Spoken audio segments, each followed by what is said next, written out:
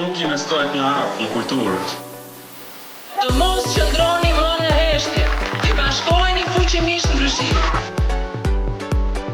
Jetojmë në kohë të vështira, por prej keq qeverisjes. Populli numri 6 dhe të gjithë bashkë do t'ja ndalin që të sjellin ndryshime ekonomike. Mos prisni që kjo epidemi viktimën e radhës ta ketë në familjet tona. 300.000 njerëz që thonë, po, Shqipëria po dhe. 300.000 njerëz që do të transformojnë Shqipërinë. Në 11 maj kemi mundësi ta bëjmë këtë. Shqiptarët do duhet të ndajnë. A do të vazhdojnë me të vjetrën, apo do të vazhdojnë me të re, e cila ka një plan për të zhvilluar, për ta dhjetë pasaportën këtu, në të shkojmë ne të pasaporta. Kjo është numri, kjo është dhe kjo